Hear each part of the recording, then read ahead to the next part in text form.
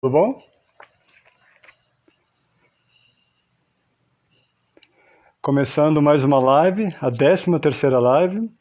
Vamos lá. Comecem a ser todos muito bem-vindos.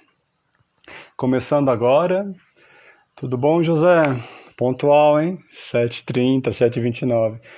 Começando agora. Tudo bom, Lúcia? Comecem a ser todos muito bem-vindos a mais uma edição do Diálogo. Só esperando o Lucas Bugarelli entrar. E aí vocês que já estão na sala, José, Lúcia, Daniel, me ouvem e me veem perfeitamente? Se puderem dar um ok aí, por gentileza. Aí nisso o Lucas já vai entrando e a gente já começa a nossa discussão. Tudo bom, Cássio? Seja bem-vindo. E aí, pessoal, Fabiola, que bom te ver aqui. Denise, Daniel, estão me ouvindo? Estão me vendo bem? O Lucas acabou de entrar, o Lucas pede o vídeo e a gente já começa. Valeu, José, bacana, bacana. E aí a 13ª live hoje, dia 17 de junho, Lucas acabou de solicitar o vídeo. A 13ª live. Tarará, rugem os tambores, Lucas Bulgarelli entrando na live. Oi, Lucas. Oi, querido, tudo bem? Tudo bom? Como vai? Tudo bem? Tudo certo por aqui, na correria de sempre, pandemia, a gente aprendendo a viver a cada dia, né? Acho que é isso que a gente está fazendo um pouco. Exatamente. A cada dia que passa, a gente precisa realmente nos lembrar do propósito de diversidade e inclusão, de respeito e acolhimento. E é com grande prazer que eu te recebo aqui. E agora, bora lá, né? Ah, é um super prazer estar aqui também. Quando eu recebi o convite, fiquei super animado. Falei, vai ser um papo bacana. Gosto muito do Que trabalho que bom. você tem feito, então vai ser. Bora lá. Bacana. Então, bacana, Lucas. Vou dar início, então, às nossas apresentações. E aí eu já lhe passo a palavra na sequência, tá bom? Beleza. Perfeito. Comecem a ser todos muito bem-vindos à 13ª edição live de Diálogos Entre Nós, hoje, 17 de junho, com o tema do ativismo histórico às empresas narrativas LGBTQIA+, com Lucas Bulgarelli.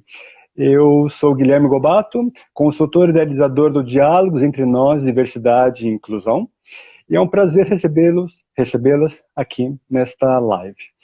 Lembrando, Diálogos Entre Nós, ele vem de uma trajetória de encontros presenciais aqui em São Paulo, no segundo semestre do ano passado, entre temas interseccionais, começando por étnico-racial, em setembro, LGBTQIA+, em outubro, pessoas com deficiência, em novembro, e igualdade de gênero, em dezembro, numa parceria de conteúdo junto com o Google for Startups e o Poder da Colaboração. Aqui, o Lucas, vocês e eu formamos um conjunto repleto e diverso de nós. Nós, na primeira pessoa do plural, na certeza e mais do que esperança de que união e boas parcerias promovem muito mais equidade, igualdade e respeito, em prol de uma sociedade mais diversa e inclusiva. E o nós também, com plural de não, obstáculos, dificuldades, mas também ponto essencial que podemos desatar juntos rumo a mais diversidade e inclusão. E é com grande prazer e honra que eu recebo o antropólogo, pesquisador em diversidade e mestre Lucas Bulgarelli. Seja novamente muito bem-vindo, Lucas. Obrigado, querido. Maravilha. E aí, Lucas, eu rapidamente me autodescrevo, caso nós tenhamos nos ouvindo alguma pessoa cega ou Claro, com alguma deficiência visual aqui. E aí eu pediria que você, na sequência, se autodescreva, também se apresente, contemple a sua biografia, e aí a gente começa o nosso bate-papo. Eu sou homem, me autodeclaro branco, cisgênero gay, uso uma camisa azul, uma barba e cabelo pretos curtos, um óculos de grau. Estou aqui na sala de casa, com uma parede cinza, branca atrás de mim, e um aquário sem peixes, mas um aquário com plantas aqui atrás. Por favor, Lucas, por gentileza. bom, boa noite novamente, gente. Meu nome é Lucas Bugarelli, sou um homem gay, cis, branco, com barba, cabelo preso. Estou usando um casaco azul, vermelho, casaco peruano, e estou também, meu plano de fundo aqui é minha janela do escritório de casa. E mais uma vez agradeço, estou muito animado para o papo hoje. Maravilha, Lucas. E você quer nos contar um pouco sobre a sua formação, atuação, que eu gosto, que eu privilegio em primeira pessoa a própria apresentação. E ótimo. Bom, eu fiz minha formação em Direito, né? Eu fiz Direito na USP de 2009 a 2014, e de lá para cá minha trajetória passa muito por essa mescla entre direito e as ciências sociais, né? Então, eu parto para um mestrado em antropologia, tudo na USP mesmo, em 2015, e agora no doutorado, desde 2018. Já faz um tempinho, já está quase terminando, as coisas estão voando também, né? Mas a ideia era, a partir do direito, né, e sobretudo do direito antidiscriminatório, que era algo que, à época, tinha sido já elaborado por institutos, pesquisadores no campo do direito mesmo, sair disso para poder mergulhar mesmo naquilo que a gente entende na antropologia como os estudos dos marcadores sociais da diferença, né? Ou seja, essas marcações que a gente hoje trabalha no campo da diversidade e inclusão, como raça, gênero, LGBT, PCD, ou seja, marcações que dizem respeito não só aos grupos, né? Não só pessoas LGBT, negras, mas a diferença entre elas e outras pessoas. Então, é um tanto da minha história acadêmica como eu tenho me colocado hoje em dia na academia e em pesquisa. Eu pesquiso detidamente o movimento LGBT, a gente vai conversar bastante sobre isso hoje, mas hoje em dia no doutorado tenho estudado um tanto o lado de lá, né, o outro lado, não o movimento LGBT, mas as organizações e os grupos que se colocam contrários aos direitos LGBT nos dias de hoje. A gente tem já o formato, atores e tudo mais, então o doutorado passa por uma etnografia sobre ideologia de gênero e a formação desse campo LGBT do Brasil. Tá ótimo, Lucas. Obrigado pela sua apresentação. Eu faço uma rápida problematização aqui e aí eu já lhe endereço a primeira das nossas questões de hoje. Lembrando a todos que estão entrando aqui que tem uma caixinha de interrogação logo embaixo, que aí fica mais fácil para nós gerenciarmos as perguntas, né? Porque senão nós podemos perder ao longo dos comentários. E se não contemplarmos as perguntas aqui, depois eu tiro um print e aí eu mando para o Lucas, para o devido encaminhamento. E também tem uma setinha, um triângulo aí que, se vocês acharem, poxa, mas que discussão bacana para acompanhar online, podem clicar, chame os seus contatos, que vocês permanecem na sala e nos ajudam a reverberar o nosso propósito. Lucas, qual é a questão então? Resgatando o tema do ativismo histórico às empresas narrativas LGBTQIA+. Passamos pelo mês do orgulho LGBTI+, tradicionalmente o mês de junho, que remete, de fato, a uma profusão de cores do arco-íris, seja nas ruas, em tempos que não é de isolamento social, pelo menos ano passado, mas enfim, logomarcas de empresas que positivamente, num certo sentido, se apropriam dessas cores para demonstrar o seu posicionamento positivo em favor de direitos LGBTI+, tal, e a internet que se torna um grande palco de discussões a esse respeito. Só que nem tudo é celebração, na verdade, né? Porque primeiro nós devemos celebrar o que nós compreendemos e valorizamos, né? Não apenas neste mês, mas ao longo dos 365 dias do ano. Passamos por sérias dificuldades em termos de direitos à vida e acesso às narrativas LGBTI+. O Brasil, infelizmente, está no topo dos países que mais matam pessoas trans e travestis no mundo, e para LGBTs, no geral, é um dos países mais violentos igualmente, com dados amplamente divulgados tanto pela ANTRA, Associação Nacional de Travestis e Transsexuais, Grupo Gay da Bahia, o próprio ILGA, o acrônimo do inglês para Associação Internacional de Lésbicas e Gays, se eu não confundir alguma das letras, e em resumo, a luta por direitos, seja o acesso ou a própria manutenção deles em meio à conjuntura nacional, requer que, de fato, a gente veja lá atrás como é que surgiu o movimento LGBTI no Brasil, como reflexo até de outras questões no mundo. Então, eu gostaria que você trouxesse as suas reflexões sobre a importância do orgulho LGBTI no que diz respeito a toda a trajetória do movimento pela luta de representatividade aqui no Brasil e também se teve alguma relação direta ou indireta a luta por direitos LGBTIs aqui no Brasil em relação a pressões externas, como por exemplo o Stonewall na década de 60. Por gentileza, Lucas. Perfeito. Bom, foi uma super introdução bacana que você fez, acho que já traz uma série de elementos legais para a gente poder pensar. Esse é o nosso mês, né? Junho, mês do orgulho LGBT. Acho que a gente está acostumado já, de certo modo, a ter meses que marcam algumas celebrações. Então, março, um pouco relembrando a luta das mulheres, e novembro, a luta étnico-racial, a consciência negra, e a gente tem junho como esse mês que marca a luta LGBT. Eu vi que é uma história muito própria, né, muito particular, que remonta à revolta de Stonewall, como você bem lembrou, ou seja, em 28 de junho de 1969, havia uma revolta acontecendo nos Estados Unidos durante a madrugada, muito porque a gente tinha um contexto aí, a gente está falando dos anos 70, né, então bem diferente dos nossos hoje em dia, um tempo em que as pessoas LGBT não podiam estar às ruas, não podiam sair das ruas como elas eram, então elas só podiam ir para as ruas às noites, e não também para qualquer lugar. Elas iam para determinados lugares que eram então chamados guetos.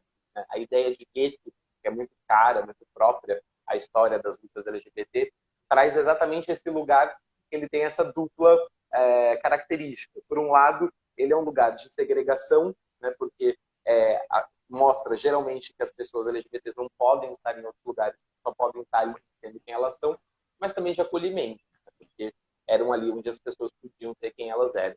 Isso acontecia no mundo todo, né? Acontecia no Brasil, acontecia nos Estados Unidos. A ideia de grandes cidades, a gente está principalmente falando de grandes centros urbanos, então São Paulo, no Rio, em BH, a gente tem aí já na historiografia das lutas LGBT marcado em muitos lugares, né? Então, Valeta, em BH, a Praia de Botafogo, no Rio de Janeiro, a região da República, do Arouche, em São Paulo, eram essas regiões marcadas por serem guetos gays da época, conhecidos como intelectuais. E o que aconteceu é que em 69, um desses guetos que acontecia no Village, em Nova York, quem já visitou Nova York deve conhecer esse bairro famoso por ser bairro de acolhimento de pessoas LGBT, à época existia um gueto, né, conhecido, que girava em torno de algumas ruas, nas quais em uma delas estava alocado o bar Stonewall, né, um bar que ficava dentro de um hotel também chamado Stonewall. Por isso que a luta a ideia chama Revolta de Stonewall. E o que aconteceu naquela noite, como já acontecia muitas noites há muitos anos, é que em determinado momento da noite a polícia chegava, parava as pessoas que estavam ali, levavam elas presas, geralmente sob o uso de violência, né, de forte violência. Só que naquela noite uma coisa diferente aconteceu. Foi aquelas pessoas se virando e falando: a gente não pode mais aceitar isso. Né? Esse tipo de situação, a gente já faz parte de poucos lugares. Existem tão poucos lugares onde a gente pode ir só à noite, só às escondidas, né? Sem ninguém saber, a gente tendo que manter uma segunda pessoa. A gente não pode mais aceitar isso. Então essas pessoas, elas se levantaram, se revoltaram contra a violência policial e iniciaram aquilo que foi conhecido como a revolta de Stonewall, que tem para a gente uma simbologia muito importante e tem impactos no Brasil, sobretudo porque à época a gente também vivia aqui no Brasil um burburinho de militantes da época gays e lésbicas que já estavam fazendo luta política, discutindo a sexualidade como uma questão política, porque isso ainda também não era muito óbvio naquela época, né? Nos anos 70, quando você falava de sexualidade, as pessoas geralmente atribuíam isso ou ao campo do promíscuo, né? Ou ao campo do condenável moralmente, ou ao campo patológico, né?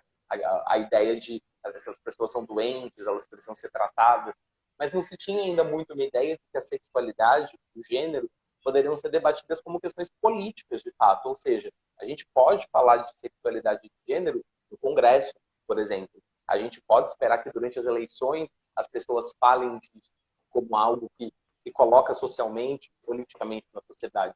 Então as pessoas estavam construindo isso aqui no Brasil, militantes, ativistas, que nos anos 70 já se colocavam em relação a isso e que se influenciaram fortemente pela ideia de Stonewall, né? Ou seja, pela ideia de que a gente precisa criar formas de resistir à violência que nos acomete nos guetos, né? Então, isso veio muito forte para o Brasil.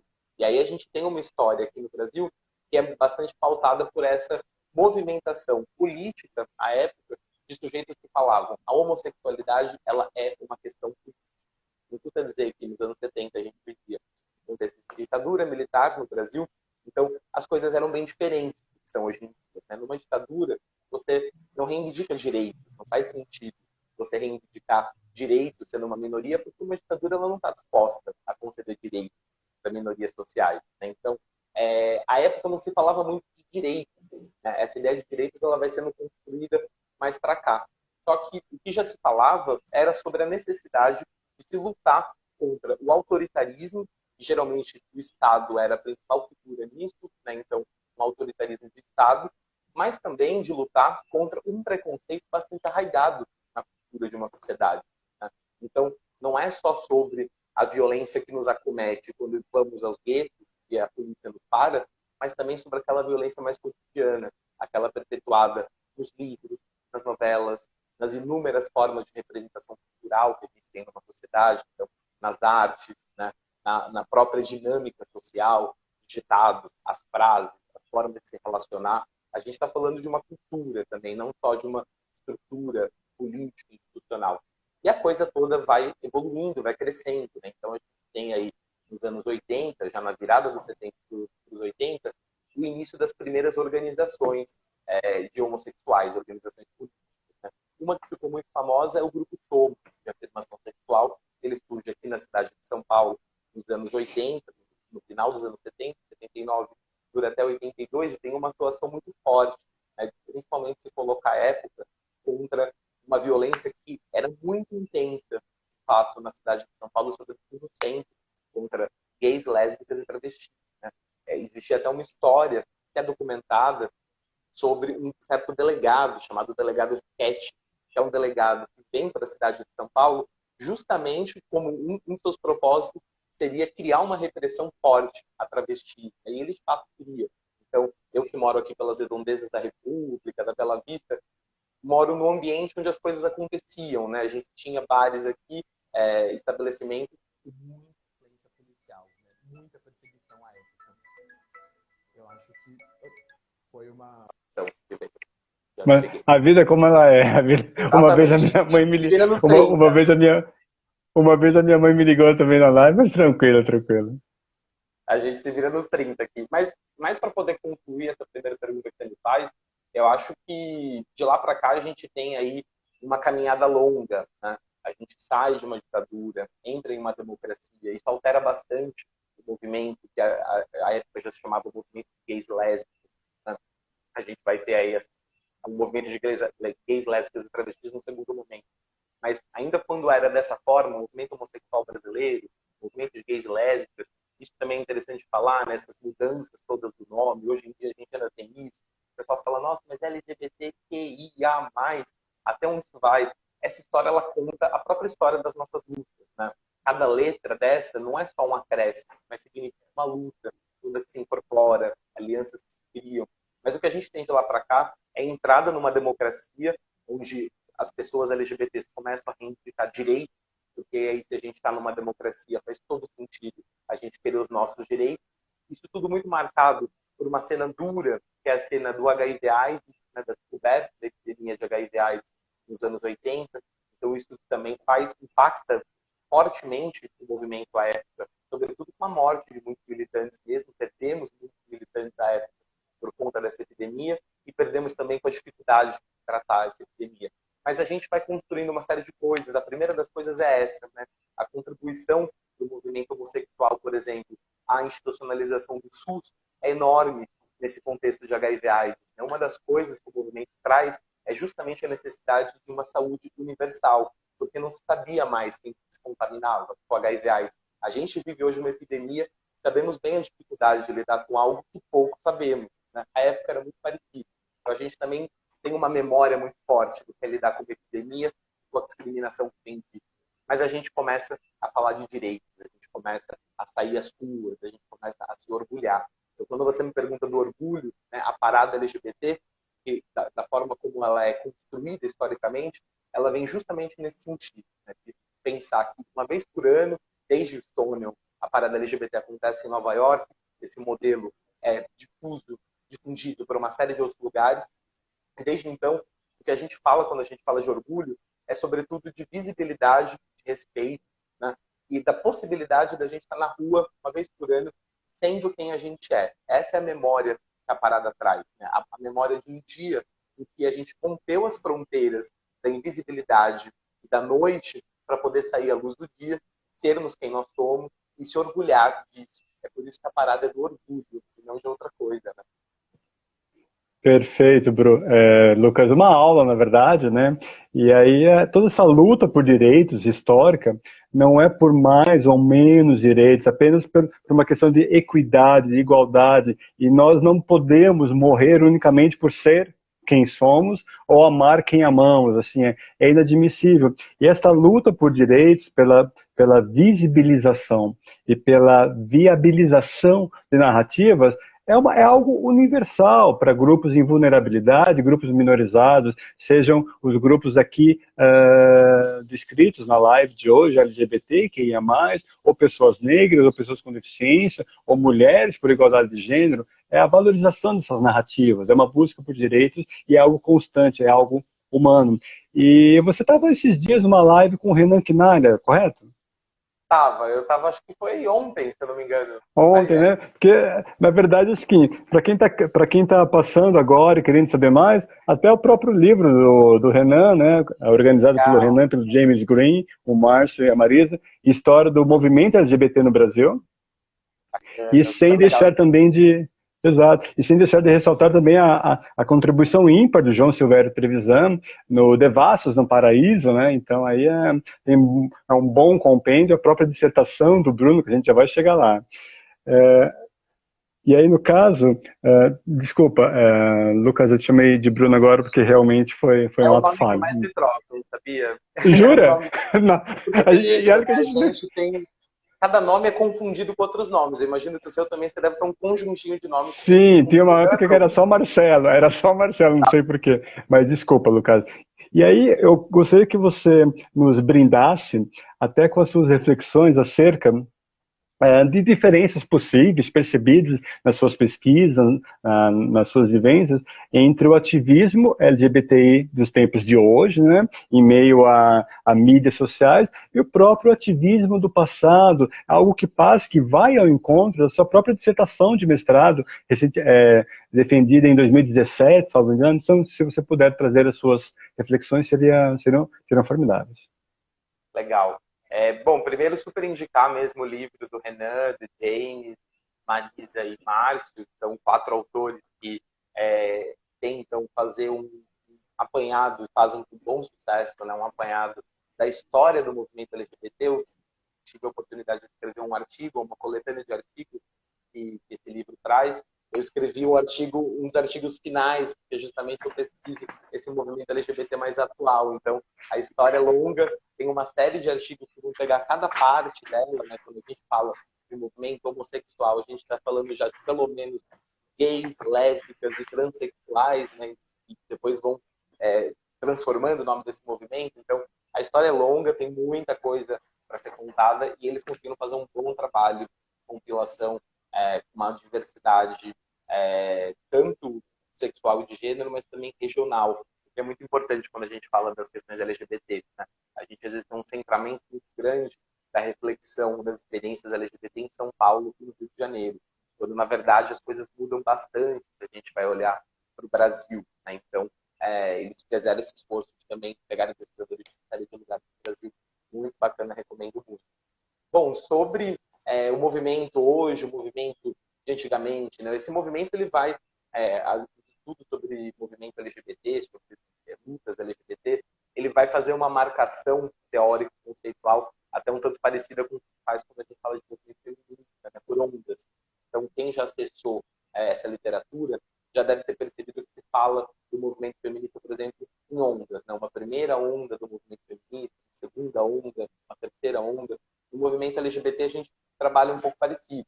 Então, esse primeiro formato que eu dizia que inaugurou essa forma mais política de organização LGBT, é a dita primeira onda. Né? Isso quem vai falar é o James Green. Ele é o teórico, inclusive, que afirma, que conceitua historiograficamente esse período.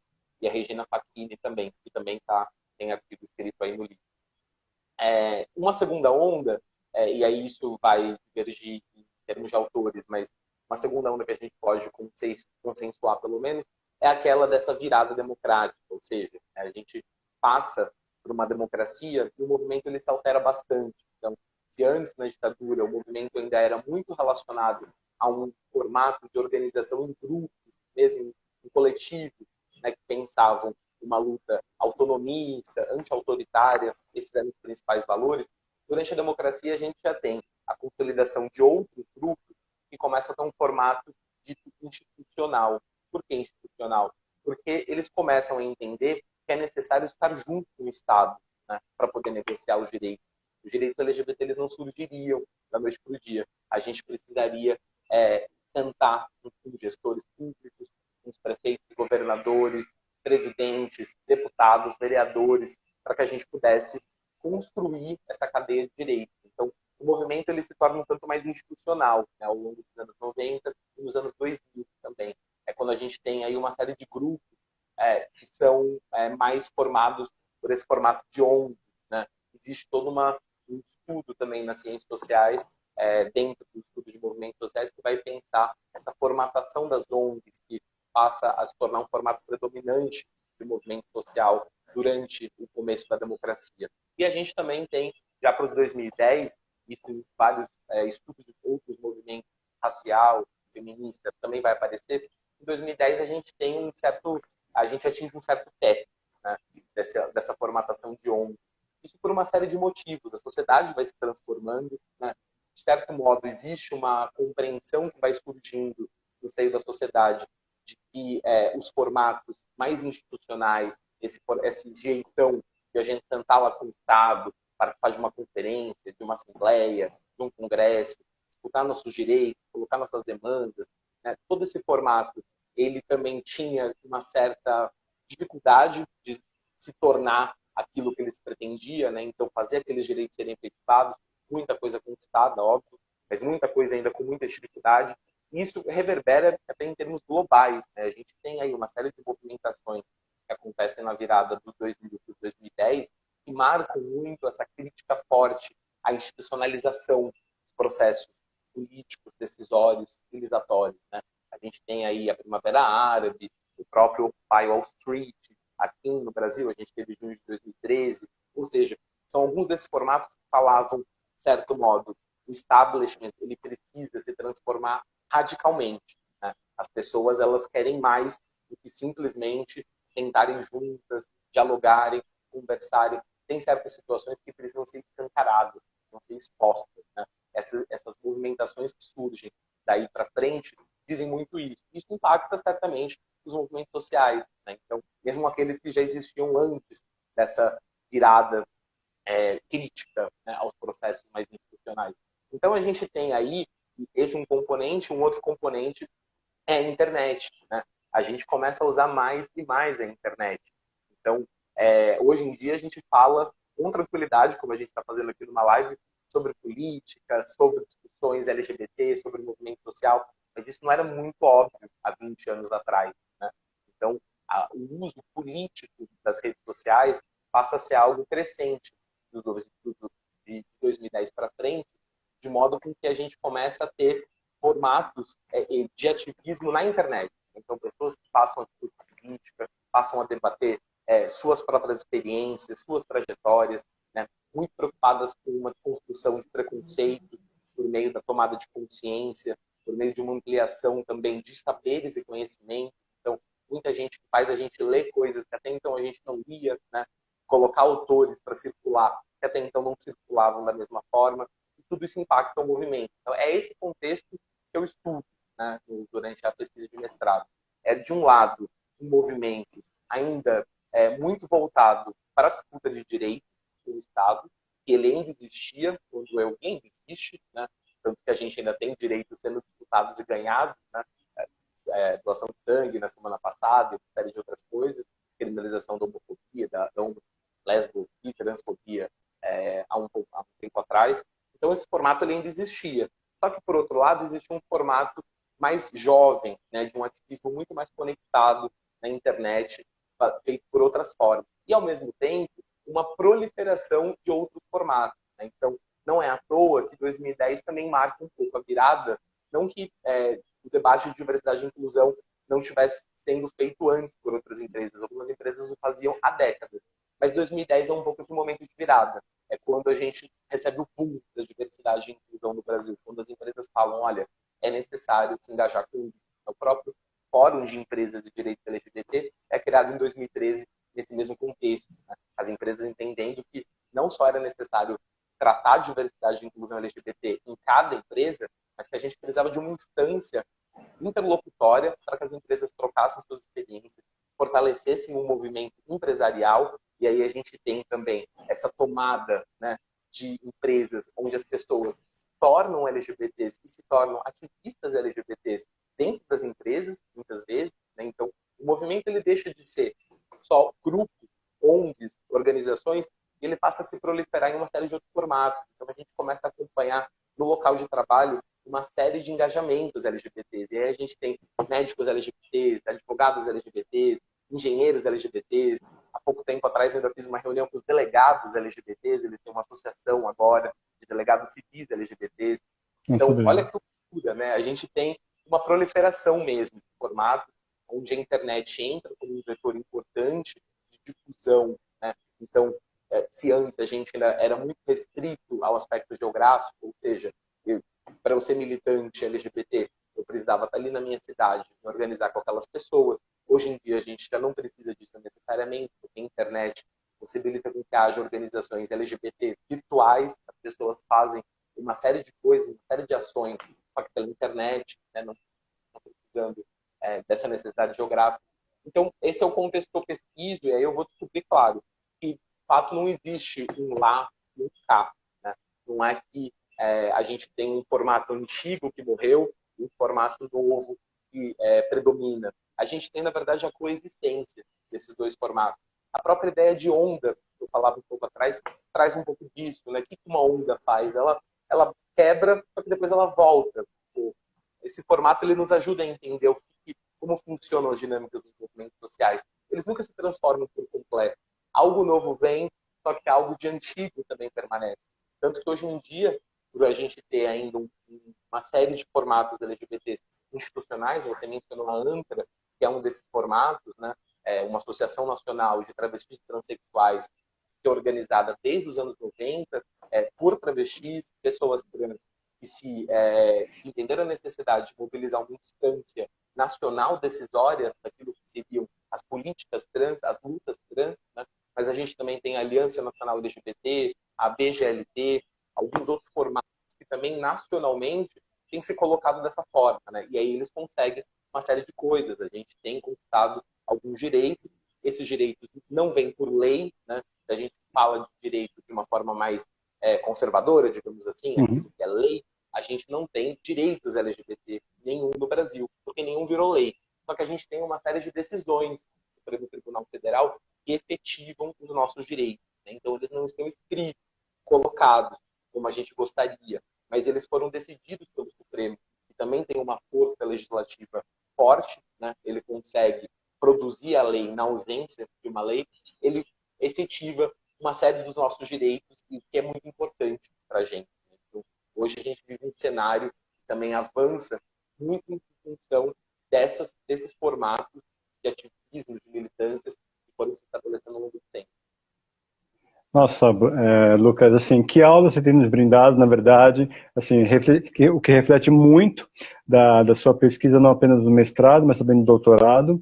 E uma dica, além do próprio livro que nós citamos aqui, dos dois livros que nós citamos aqui, História do Movimento LGBT no Brasil e o próprio Devassos no Paraíso, só pesquisar dissertação Lucas Bulgarelli, aí virá a dissertação integralmente, que é o Alerta Textão, Estratégias de Engajamento do Movimento LGBT de São Paulo em Espaços de Interação Online e Offline. E não há como não nominar e referenciar e agradecer a própria trajetória histórica do Reinaldo Bulgarelli, que o Lucas citou como um dos fundadores, né, o secretário executivo do Fórum de Empresas LGBTI+, o próprio Ricardo Salles, que passou aqui na timeline, que disse, e, de fato, essa importância histórica, esse registro desse momento sobre a luta ampla de direitos, pelo direito à vida, pelo direito às narrativas do público LGBTI+, não mais nem menos, apenas existir e ser quem somos. E aí, no caso, Lucas, eu te endereço agora já uma pergunta dentro do escopo da nossa live, incorporando até um comentário sobre velhices LGBT que eu já formando para você agora. Como é que você entende o quão inclusivo e acolhedor é o movimento LGBTI+, no que diz respeito a lentes, às variáveis étnico-racial, estamos falando de LGBTs negras e negros, de gênero, estamos falando de mulheres lésbicas ou bissexuais ou de qualquer outra orientação, em termos fundamentalmente das identidades de gênero dentro do movimento LGBTI. O movimento como um todo é acolhedor, inclusive para velhices LGBTs, que é uma realidade a que todo mundo um dia, enquanto vivo, vamos chegar. Como é que você entende esse acolhimento de pautas dentro de um padrão que às vezes privilegia os homens, gays, brancos e gêneros? Perfeito. Bom, o movimento, quando ele começa, né, a gente fala o primeiro formato do movimento, ele é dito movimento homossexual brasileiro. Aí a gente já tem a primeira das brigas, né, porque as mulheres lésbicas, que já à época faziam parte do movimento, falavam, olha, por mais que eu seja homossexual, eu sou lésbica. Por que isso não está no movimento? Por que a gente não chama ele o nome que ele tem? Então, essa já é uma primeira forma de pensar o quanto que esse movimento ele teria que pensar muito sobre a ideia de representação. Né? A gente tem uma variação enorme de formatos pelos quais a sigla foi se estabelecendo. Elas contam muito sobre a nossa história, mas é importante dizer que o movimento, ele, desde sua origem, pelo menos quando a gente conta do Grupo Somos, dessas experiências marcadas na cidade de São Paulo, ele é marcado por uma predominância de homens gays, brancos e universitários. Né? Isso acontece no movimento, mas não é como também se não houvesse outro sujeito que estivesse participando dele. Né? Havia outro sujeito, eles talvez não tivessem a mesma voz, né, e a mesma predominância. Essa é uma das disputas que se estabelece no movimento desde seu nascimento até os dias atuais. Então, é muito interessante isso. Quando a gente fala, por exemplo, do LGBT, né, hoje em dia está um pouco maior, a gente tem formatos mais contemporâneos da sigla. Mas quando a gente fala do LGBT, e eu sempre gosto de falar isso, a gente tem o nome LGBT no Brasil desde 2008. Né? É super jovem, na verdade. Se a gente pensar que a gente está em 2020, há 12 anos que o movimento se chama LGBT no Brasil. Antes disso, ele se chamava GLBT, né? O G vinha antes. E o que aconteceu para esse L vir antes? Porque o L é a primeira letra de LGBT. Porque em 2008 a gente tem a primeira Conferência Nacional LGBT, ou seja, é a primeira vez que o movimento social consegue que o Estado crie, o governo brasileiro crie uma assembleia onde se sentaria o movimento social e o governo para poder discutir os direitos LGBT a nível nacional. Né? Essa conferência ela se chamava Primeira Conferência GLBT, né? O dia vinha antes. As mulheres lésbicas falaram assim, olha, a gente tem uma série de direitos para poder conquistar. Só que acontece que a gente precisa de visibilidade. Esse movimento ele só fala por homens brancos, né, na sua maioria das vezes. A gente precisa do nosso espaço. Uma das formas de bem colocar isso é trazer o L para frente. Por que o L é o segundo e não o primeiro? E a partir daí a gente se torna um movimento LGBT, né, desde 2008. Então, a própria transformação da sigla já nos ajuda a pensar isso. Agora, o movimento, que já desde sempre teve participação de militantes negros, de militantes periféricos, de militantes não sudestinos, né? Um movimento que se pluraliza ao longo da sua história, muito pautado por essa diversidade regional que o Brasil representa, só que ao mesmo tempo ainda com uma representação que muitas vezes focava na figura do homem gay trans. Então, acho que essa discussão é muito constitutiva mesmo das lutas LGBT, e aí hoje em dia a gente fala também velhices LGBT, né? Eu tenho a sorte de ser orientado pelo Júlio Simões, que pesquisa isso na Universidade de São Paulo, as velhices LGBT, e ele reflete bastante sobre o lugar, de fato, que as pessoas mais velhas têm num movimento e numa comunidade também, porque a gente fala de movimento e comunidade como coisas diferentes, né? O movimento é aquela forma mais atuante mesmo, quando a pessoa se engaja pelos seus direitos, pelas suas representações. A comunidade, ela é maior do que isso, né? A comunidade pega todos os LGBTs, aqueles que se importam, aqueles que não se importam, a gente sabe que existem também pessoas que, olha, não quero saber disso, sou LGBT, mas não me fale de política, né? E tudo bem. Mas a comunidade é uma coisa um tanto maior do que o movimento, e na comunidade a gente convive hoje com pessoas de diferentes idades, né? Aquelas, o Júlio fala muito bem isso, aquelas pessoas que a AIDS não matou, elas sobreviveram, né, até os dias de hoje. E hoje elas são velhas, hoje são pessoas velhas, LGBTs, que de certo modo ainda são tratadas como se elas tivessem a sua sexualidade, o seu gênero deteriorados, em certo sentido. É muito triste isso, né? Mas a gente ainda olha a pessoa velha, a pessoa de mais idade, a pessoa idosa, como uma pessoa menos sexualizada, uma pessoa menos dotada de sexualidade, menos dotada de energia, o que é um grande preconceito, é uma forma difícil e preconceituosa mesmo de tratar isso. Então, hoje em dia a gente tem um movimento que ele é muito diversificado.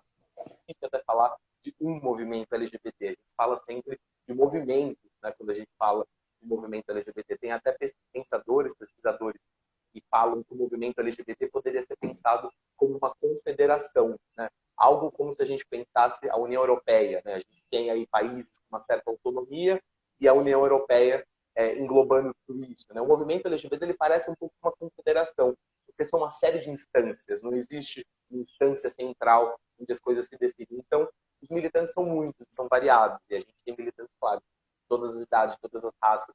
E o mais importante, né? O espaço que esses debates têm que ocupar dentro do movimento e têm ocupado, né? Então, e quando, por exemplo, a gente fala da criminalização da homofobia, né, da homotransfobia, a gente está falando da possibilidade de pessoas LGBT se utilizarem da força policial, do aparato policial, para poder fazer valer seus direitos, né? O que é algo muito importante no país que mais mata pessoas trans do mundo.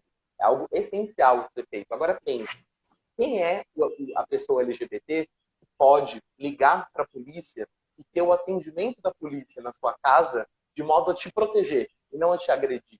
A gente sabe que isso tem uma marcação de raça, uma marcação de classe, uma marcação de território, do lugar da cidade que você mora. Talvez eu, homem gay branco, aqui no centro, posso ligar para a polícia e ela vai chegar aqui no meu prédio e vai me atender perfeitamente. Agora, será que um jovem negro, periférico, se ele ligar para a polícia e falar que está sendo agredido pelo padrasto dele e que homofobia hoje em dia é um crime, será que a polícia vai lá para poder atendê-lo, né, da mesma forma que faz a mim? Então, essas são questões que permeiam o dia a dia do movimento LGBT, das discussões sobre gênero e sexualidade. Os direitos, eles não valem para todo mundo da mesma forma. Isso a gente já aprendeu com as travestis, né? O movimento de pessoas trans de travestis. A gente sabe que direitos LGBT são direitos que valem mais para um do que para outro, muitas vezes. Porque as pessoas trans ainda têm muita dificuldade de acessar os mesmos direitos que outras pessoas dentro do conjunto LGBT têm.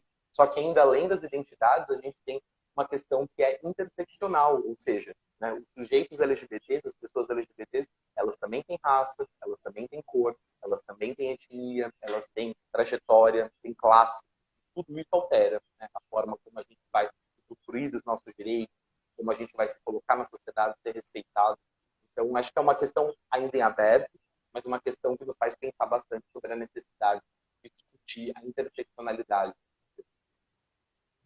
Exatamente, porque as questões que perpassam diversidade e inclusão são transversais, são interseccionais. Então, para uma riqueza, diante de um problema complexo, que são as interseccionalidades, como é que nós promovemos a inclusão e diversidade, é muito oportuno considerarmos o máximo de recortes possíveis, né? Imagine a mulher trans, negra, periférica do interior do Brasil, na região norte, por exemplo, né? Então, você vai considerando todas essas camadas identitárias, aí você percebe que não apenas o mês do orgulho dá conta de todas as orientações e identidades possíveis, como também tem o dia de visibilidade lésbica, por exemplo, o dia de visibilidade trans e o dia de visibilidade de tantas outras orientações e identidades. A gente vai dando conta aqui, Lucas, de alguns comentários e perguntas que já pularam na timeline, que aí legal. Exato, mas eu fiz uma colinha, eu tirei foto com o celular aqui para endereçar. Primeiramente, até lembrando, a própria Eternamente Soul, a ONG capitaneada pelo Rogério Pedro, que pulou aqui na timeline, que trata de velhices LGBTs, então é um ótimo centro de formação de pesquisas, de representatividade de velhices LGBTs. Indo ao encontro, não há como não falar do formato da parada do Orgulho LGBT de São Paulo, que ocorreu nesse domingo, que foi um formato online por 4, 5 horas.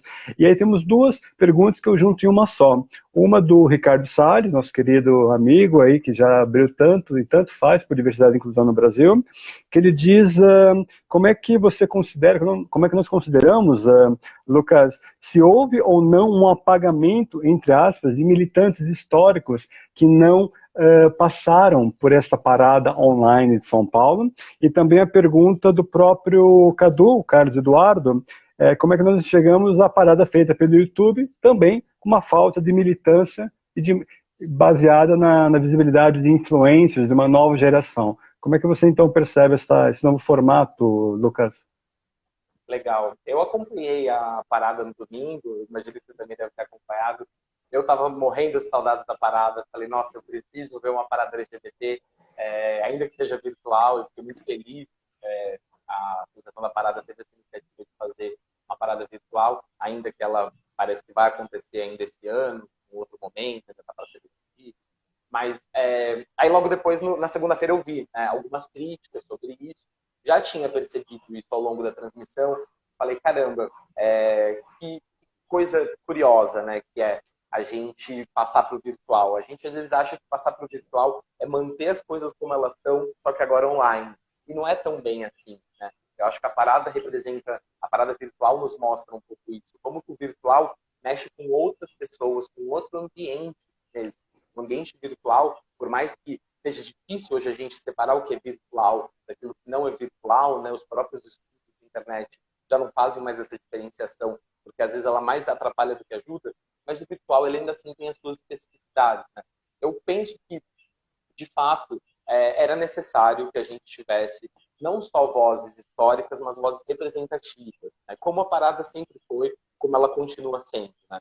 Só que, ao mesmo tempo, a parada ela é um monte de coisas. Ela é esse momento onde uma série de pessoas que estão mais ou menos próximas da militância se envolvem, né? E que a parada ela também é um pouco sobre essa possibilidade de criar alianças que não se criam no dia a dia, né? Então, se por um lado eu sinto falta, porque eu gosto muito de ver militantes históricos e famosos e acho importante que eles estejam, para que a gente saiba quem eles são, para que as pessoas jovens, para quem está chegando agora, olhe um João Silvério Trevisan, olhe uma Keila Simpson, olhe uma Indianara Siqueira, olhe uma Jaqueline Gomes de Jesus, olhe esses militantes históricos e maravilhosos que a gente tem, saibam que foi por conta deles que a gente conseguiu hoje estar aqui desse jeito. Por outro lado, eu também entendo que a luta LGBT, ela se proliferaliza de uma tal forma, ela se multiplica de uma tal forma, que hoje em dia não é incomum que a gente tenha influências LGBT. Eu vi até que houve uma crítica, alguém falou assim, poxa, mas a pessoa é chamada para ir na parada e ela não sabe nem o que significa o quê da sigla LGBT, né? É complicado. Mas eu também fiquei pensando, olha só como a coisa está evoluindo, está se transformando. E claro, a gente tem que, pode e deve fazer as críticas que precisam ser feitas. Eu acho que a necessidade de ter pessoas mais nossas, né, aquelas pessoas que a gente sabe que precisam estar ali, precisam ser ouvidas, precisam ser relembradas, é sempre muito importante. E eu imagino que a associação vai levar isso em consideração, porque o movimento também é muito sobre escuta, muito sobre a gente construir junto mesmo. Mas, por outro lado, eu fiquei pensando, poxa, a gente vive esses tempos, né? Não faz mais quase nenhum sentido a gente pensar nessa figura do militante LGBT como a gente pensava há 20, 30 anos. A vida que a gente vive hoje em dia é uma vida toda conectada, olha só a gente, né? Falando mesmo por Instagram. E tem pessoas que, tem muitos influenciadores, conseguem atingir muitas pessoas. Eu que estudei isso no mestrado sobre a militância virtual, que é muito diferente também dessa militância que se coloca hoje em dia na internet, porque a internet também tem a sua historicidade, né? As coisas não são as mesmas na internet. Por conta do tempo rápido dela, as coisas passam mais rápido ainda. Então, um formato de atuação política de 3 anos atrás já é totalmente defasado para os dias de hoje. Né? 3 anos atrás, a gente estava no Facebook fazendo textão. Hoje, a gente está no Twitter, escrevendo em 140 caracteres e fazendo live de 1 hora. Né? É um pouco assim que as coisas funcionam. Né? A coisa se transforma rápido demais. A gente tem esses influencers e, às vezes, a gente fica um pouco receoso. Fala, tá, é legal, é importante que essas pessoas existam, mas será que elas estão passando a mensagem certa? Será que elas estão conectadas com o nosso histórico de lutas? Né? Então, acho que isso são questões que é bom que seja colocado, porque mostra a nossa capacidade ainda de pensar, de refletir, de articular sobre essas questões, que precisam agora ser levadas para frente. O que a gente faz? Né? Vamos, todo mundo junto, claro, mas sabendo também como criticar, o que criticar e como conseguir construir coisas juntos. Né? A gente tem um conhecimento, muitos influencers LGBT têm a visibilidade, têm os seguidores, o que é muito importante para que a gente também coloque a nossa voz, amplifique a nossa voz e as nossas pautas, as nossas discussões. Então, acho que ainda é uma questão que se coloca em aberto. Eu fiquei muito feliz de ter essa oportunidade também da reflexão, para que a gente também não naturalize coisas que às vezes nos incomodam mesmo, como a invisibilidade de algumas pessoas durante a programação. Perfeito, perfeito, Lucas. Porque são pautas de públicos variados dentro do mesmo movimento, e é fundamental até valorizar a própria, não apenas, mas também valorizar a própria história, saber de onde viemos, sabermos quem, dos mais antigos, quem veio antes, isso, resgatar a ancestralidade do movimento é algo muito natural, guardado as devidas proporções, para discussões raciais, discussões com temáticas negras, sempre reverenciam os ancestrais, quem veio antes, e toda a oralidade e todo o conhecimento gerado de quem estava lá dando a cara a tapa na década de 60, na década de 70, também com alianças, aliados nos tempos de hoje, né, com youtubers, com influencers, talvez uma questão de melhor equacionar todos esses diferentes papéis que, na verdade, formam o que o próprio Beto de Jesus disse na live passada, né, que ele foi um dos criadores da Parada do Orgulho, em 97, reuniu 2.000 pessoas, isso foi um marco histórico, né? Então ele diz realmente que deve privilegiar diferentes narrativas em prol de uma sociedade mais diversa e inclusiva. E temos aqui, também vou aproveitar, Lucas, e contextualizar a questão de empresas e pegar aqui uma das perguntas que já pularam na timeline sobre este mesmo assunto, né?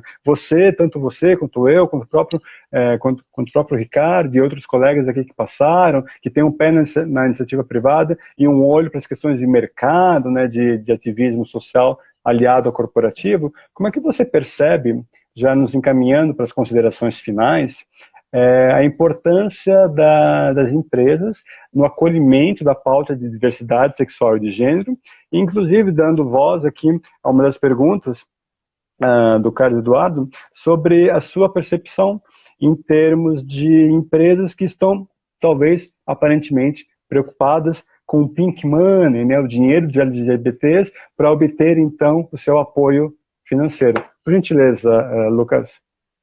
Legal. Bom, eu adoro falar sobre essa relação do movimento LGBT com o mercado, porque ela é muito histórica, né? Opa, então, outra ligação. Já. Voltando. Ela é um tanto histórica, né? A gente tem um conhecimento comum, bastante difundido, de que o movimento um dia se chamou GLS. Né? Muita gente fala, saudades de quando o movimento era GLS. Eu gosto desse papo.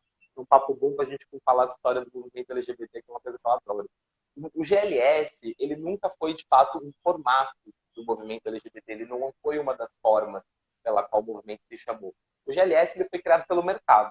dos anos 90, um tanto entendendo que pessoas gays e pessoas lésbicas eram um nicho de mercado, ou seja, você podia criar produtos exclusivamente para elas, mas também entendendo que a liberação sexual vinha junto com as ideias sobre sexualidade, sobre gênero, empenhada por gays e lésbicas, era uma ideia muito vendável, né? Essa ideia de uma vida sem limites, uma vida sem amarras, uma vida onde você pode ser quem você quiser. Ou seja, a ideia de que algumas pessoas, por mais que não fossem à época gays e lésbicas, elas gostavam de viver o burburinho que isso trazia, né? A ideia de uma liberação sexual, a ideia de você pensar o seu corpo em termos menos normativos, você conseguir se vestir, pensar a sua própria representação social de uma forma que não seja tão marcada ainda por essa normatividade de gênero e sexual. Então, por isso que se criou o S de simpatizante. O simpatizante, a origem, ele significava isso. Um sujeito que não era gay lésbica, mas respeitava, gostava, né, de estar presente em espaços onde havia pessoas gays e lésbicas. Então, isso cria um circuito de bares, baladas, de roupas, de produtos que passam a ser vendidos para esse nicho, né? E de lá para cá, a gente tem uma relação entre o mercado e as lutas LGBTs que passa a ser muito mais orgânica, né? Nos Estados Unidos, isso é até anterior. A gente tem aí uma relação de um certo advocacy mais mercado do movimento LGBT com o mercado já nos anos 70, nos anos 80. Mas no Brasil a gente começa a ter mais fortemente nos anos 90, quando militantes começam a criar mesmo uma sinergia com o mercado. E de lá para cá a gente sabe que uma coisa flui, né? Então hoje a gente tem consultores, a gente tem um aparato dentro de empresas sobre diversidade e inclusão que conta com pessoas LGBT, né? A coisa foi se transformando bastante. Mas uma coisa que é legal de falar disso é que o que a gente tem hoje sobre diversidade e inclusão nas empresas é um pouco parte da história do movimento LGBT. Um pouco não, é parte, né? Porque em determinado momento, muitas pessoas começam a ver que é possível se assumir LGBT e mais do que isso, lutar pelos seus direitos por meio da empresa, por meio do seu local de trabalho. Isso passa a ser tão importante para muita gente que as empresas começam a entender que isso é necessário ser discutido. Você não pode mais deixar para um outro momento, fingir que isso não está acontecendo. Isso é necessário. Não só porque existem pessoas LGBTs que querem discutir isso, mas porque existem pessoas LGBTs que querem entrar nas empresas. Empresas que não discriminem, empresas que se atentem às formas de discriminação e façam o funcionário LGBT ser tão produtivo e tão acolhido quanto qualquer outro funcionário, né? Então, a mesma lógica, em certo sentido, das políticas de direitos LGBT, essa lógica de reparação, né? Essa lógica de equiparação, ela também vem muito forte quando a gente fala da inserção de pessoas LGBT no mercado de trabalho. Esse sempre foi um nó, porque as pessoas LGBTs, uma das formas de discriminá-las é justamente dificultando o seu acesso ao mercado de trabalho, por meio de preconceito. Hoje pode parecer que a gente ainda vive um mundo bastante diferente, né? Mas há não muito tempo atrás era muito comum que pessoas LGBTs fossem empregadas em determinados empregos específicos. Então, o gay que é cabeleireiro, né? A lésbica, que tem que ser muito masculinizada, ela trabalha com mecânica, com profissões ditas mais masculinas. A travesti, que até hoje, e à época ainda muito mais, se inseria, quando não na prostituição, a gente tem esse dado, 90% de travestis brasileiras em situação de prostituição, dado da ANTRA, mas quando não em prostituição, estavam ainda em profissões como cabeleireiro, como manicure, ou ainda em profissões onde elas não precisavam mostrar seu rosto, daí a intensa inserção de travestis e pessoas trans no telemarketing, por exemplo, né, como um desses trabalhos que possibilitam a pessoa trabalhar sem mostrar a sua identidade, a sua imagem, né? Então a gente tinha um problema muito forte em relação ao trabalho e as pessoas LGBT, né?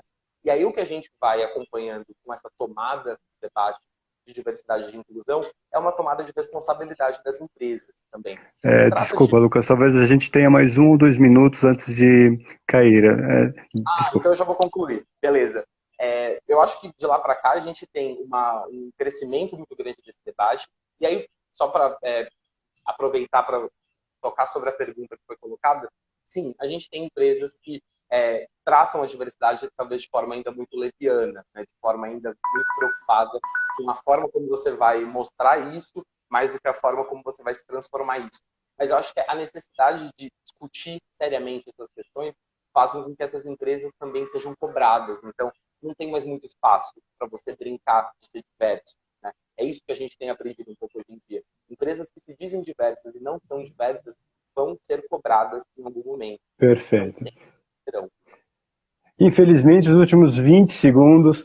Lucas, gratidão por estar aqui conosco, gratidão a todos por terem nos acompanhado. Gente, muito, muito obrigado, adorei. Valeu. A gente se vê sexta-feira que vem com Dandara Hudson, direto da região transamazônica Xingu. 5 segundos. Abraço a todos. Gratidão, Legal. Lucas.